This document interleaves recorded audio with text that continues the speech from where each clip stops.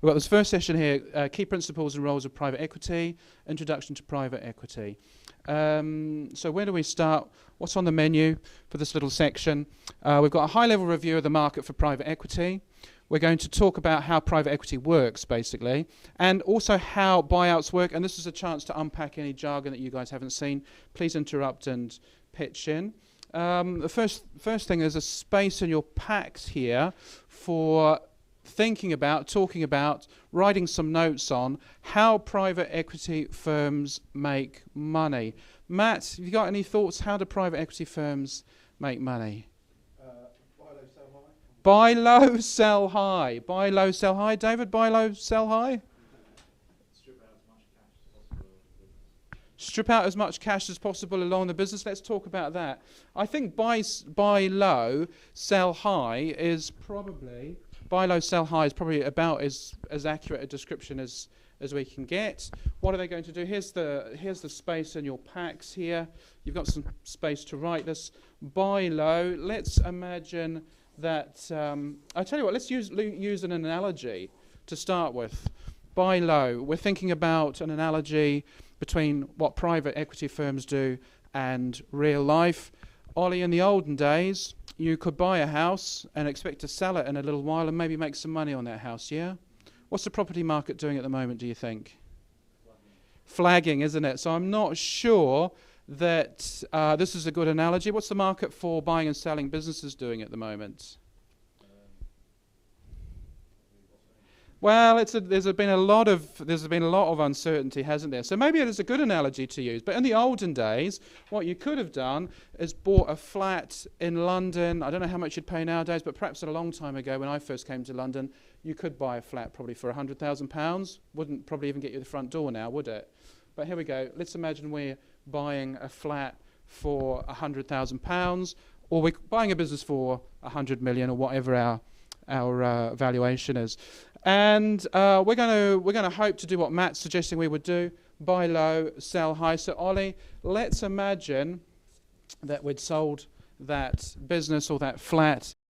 That's what we're trying to do with private equity, trying to buy low, sell high. That's probably the best description that we could have of it.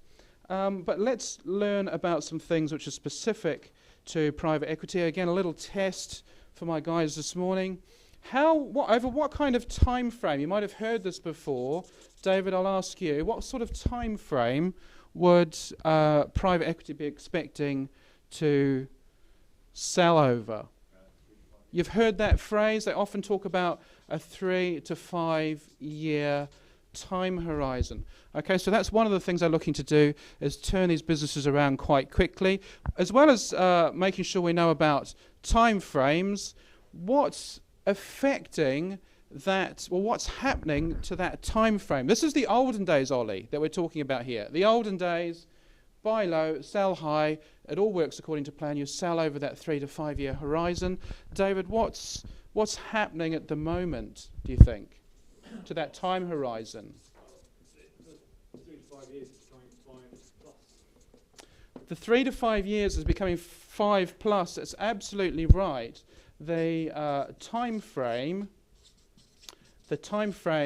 for exits is extending, isn't it? Is extending. And before we started the session, we were talking about some of the private equity firms that we know, the ones that might, if we're lucky, take us to the races or those track days, which is a great thing. But thinking about those private equity firms, what is the impact of that time frame slipping for them and their business, do you think? What's the impact of that? It makes it much harder for them to get their return, isn't it? Okay, one of the things we'll talk about in this session is private equity fees and how they earn their money, but it's harder for them to get a return. Matt knows this. It's all about buying low, selling high. It's all about that. But of course, if those time frames are being pushed out, it's much harder for private equity to get their returns. Ollie, what do you think's been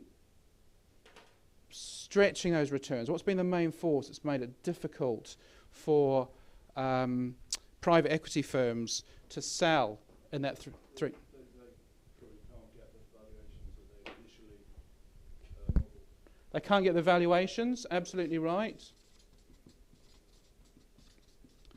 Essentially what's happened is the market for buyers of private equity businesses has dried up, isn't it? The market for buyers has dried up. And we know that part of what's caused that is the credit crunch, isn't it? The credit crunch and the lack of debt available for acquisition. Okay, so lack of debt for acquisition. All right, so we're talking about what private equity firms are doing. We know that one of the trends that's affecting the market is the time frames over which they can sell. That's all stretching out because of the credit crunch, because of the lack of availability of debt. Let's think about some other things that are affecting private equity. I tell you what we could do is we could look quickly at the impact of leverage. And I know I've got a reasonably advanced group this morning. In the good old days, Ollie, on your London flat, what kind of mortgage could you get if you're buying a flat for 100,000? What percentage of that price could you? 90% mortgage, on the basis that you'd be a good safe bet for the bank, and you'd be a good risk, and I'd lend you 90% of that 100,000. That's a bit harder today, isn't it?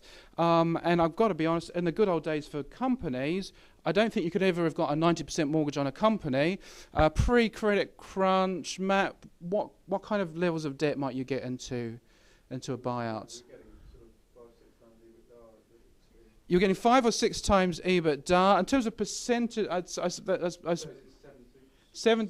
60 or 70%, 60 to 70%, and that's quite difficult.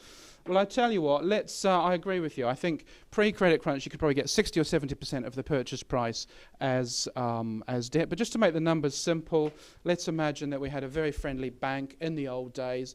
They're not going to lend us 90%, Ollie, but they're going to lend us, let's say, 80%. And we know that's unrealistic, especially in today's market, but let's imagine we could get 80% of that price by way of debt.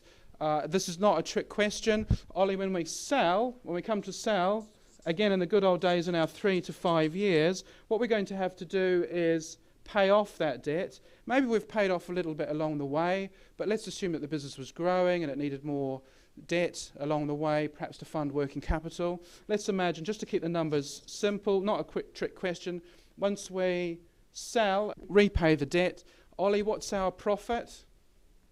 If you like, what are our net proceeds on that little deal? Yep, so let's have a look at it. So what we've done is we've taken our 20 that we've put in. So if you like, the 20 was your deposit on your flat in London. Okay, so we raised 80 in debt. Actually, we could make this 140, just to make sure we don't get too confused with the numbers. We sell at 140, pay off the 80, so we've turned our 20 into 60. Okay?